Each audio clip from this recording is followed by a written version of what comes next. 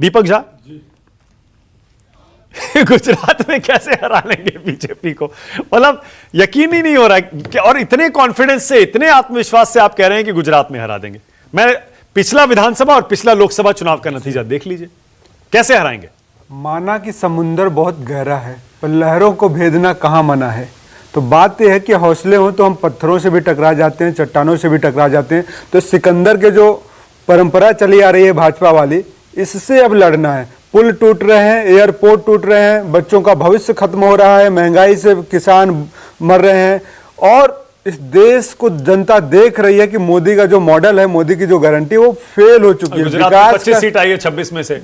देखिए 25 सीटें आ गई, 25 है, कोई बात 62% वोट है। फिर मैं मध्य प्रदेश की, वहां सॉरी मध्य प्रदेश में महाराष्ट्र की बात करूंगा। महाराष्ट्र की भी बात करूंगा। महाराष्ट्र की जनता ने इनको आईना दिखा दिया। आपने विधानसभा के चुनाव की बात करी थी, तो महाराष्ट्र में इनको आईना दिखा दिया और उत्तर प्रदेश में भी इनको आईना दिखा दिया। जो आप कहते थे कि उत्तर प्रदेश से जो जीतेगा वो जाएगा, प्रधानमंत्री बनेगा, तो उत्तर प्रदेश में तो भाजपा एक तरीके से हार चुकी है। राम मंदिर का इनका सुगुफा फेल हो चुका है। तो इसीलिए मैंने कहा कि माना अंधेरा घना है लेकिन दिया जलाना कहां मना है।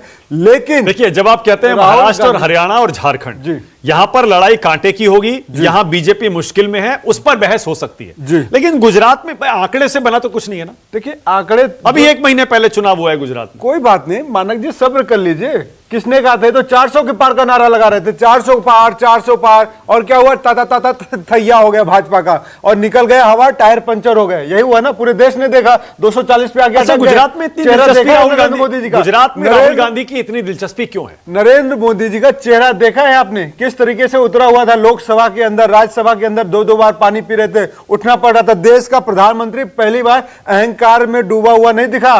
देश का पहली बार प्रधानमंत्री दिखा कि विपक्ष का नेता सवाल कर रहा है, उसको जवाब दे रहा है। ये पहली बार आपने देखा होगा। तो 10 सालों के इतिहास में ये पहली बार नरेंद्र मोदी जी अपनी कुर्सी छोड़ के ऐसे खड़े हो रहे थे। नहीं राहुल गांधी जी, तो ऐसे खड़े होने का जो काम किया है, अच्छा, अब मैं समझा। आप गुजरात जो बीजेपी का नरेंद्र मोदी और अमित शाह का गढ़ है, उनका स्ट्रॉन्ग पॉइंट है, आप सीधे वहां वार करना चाहते हैं। देखिए नरेंद्र मोदी जी बहुरूपीय हैं, वो गुजरात के नहीं है। वो गुजराती बताते हैं, कभी चाय वाला बताते हैं, कभी थाली वाला, कभी खाली वाला। तो नरेंद्र मोदी जी कुछ नहीं है। नरेंद्र मोदी जी सिर्फ थाली वाले हैं, ताली बजाने वाले। अब वो उत्तर प्रदेश में जाएंगे तो उत्तर प्रदेश का कहते हैं, गुजरात जाएंगे तो गुजरात का। तो भैया कहां के हो आप? गुजरात के तो है ना, कहां के हैं बताइए ना। क्या वो बात कहते हैं बिहार जाते तो कहते मेरा बिहार से रिश्ता है, बंगाल जाते तो कहते मेरा जन्म यहाँ हुआ था, बांग्लादेश जाते तो कहते मेरा बांग्लादेश की आजादी में लड़े। नरेंद्र मोदी जी ने कंफ्यूज कर रखा है मानक भाई। देश का पब्लिक पूछ रहा है मुझे वो महापुरुष चाहिए। दीपक, आप 2014 में वादा किया था। आप सिर्फ माइंड गेम खेल रहे हैं। नहीं, माइंड गेम ये सिर्फ और सिर्फ एक मनोवैज्ञानिक दबाव बनाने की आपकी रणनीति है, क्योंकि आपको पता है गुजरात जीतना आसान नहीं है।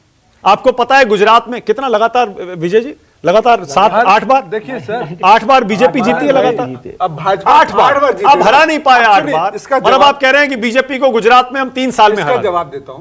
कृष्ण भगवान खटाखट हरा देंगे, खटाखट कैसे?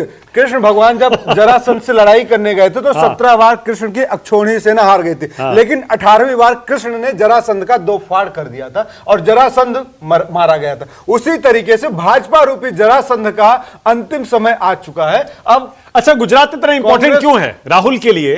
बाकी महाराष्ट्र, हरियाणा, झारखंड के अलावा, जम्मू कश्मीर के अलावा पहले गुजरात पर फोकस क्यों कर दिया? हमारे लिए सारे राज्य, सारे जिले, सारी विधानसभा सीट फोकस पे है। और गुजरात इसलिए फोकस पे, गुजरात में क्योंकि आप लोग कह रहे हैं कि कांग्रेस बहुत टाइम से जीत नहीं रही, 8 बार का आंकड़ा आप ही बता रहे हैं, तो हम कह रहे हैं कि ठीक है, अभी तक जो हुआ सो हुआ, लेकिन अब भविष्य में इतिहास बदलने वाला है, नया इतिहास गढ़ा जाएगा और कांग्रेस पार्टी एक सफलता की उन बुलंदियों पे चढ़ने वाली है जहां पर नरेंद्र मोदी जी धरातल में जाने वाले। कहते हैं ना, मिट्टी से पूछो सिकंदर कहां है। हाँ। तो सिकंदर जो आज बने फिर रहे हैं वो मिट्टी में दफनाए जाएंगे और पता चलेगा कि सिकंदर कहां। अच्छा ठीक है।